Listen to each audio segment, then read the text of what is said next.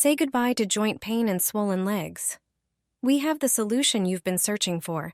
Thanks to these two methods, you can finally forget about nagging pain and excessive water retention in your body. You'll rid yourself of the discomfort caused by joint swelling. These are the two best solutions that will help you alleviate these problems once and for all.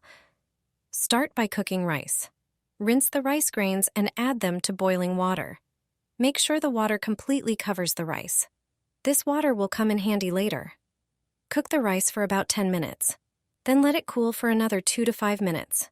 Drain the rice, but don't pour out the water. You can use the rice for dinner. We'll utilize the rice cooking water for soothing sore joints. Prepare a bowl of warm water for soaking your feet. Pour the rice water into it. Add 2 tablespoons of baking soda. It has anti-inflammatory and antibacterial properties. Soak your feet in this mixture for 20 minutes. It will help combat leg swelling and improve circulation. It will eliminate fungal infections, bacterial infections, and inflammation.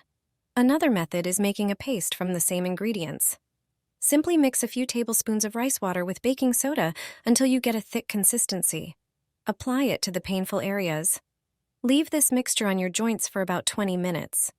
Remember, both ingredients have anti-inflammatory properties.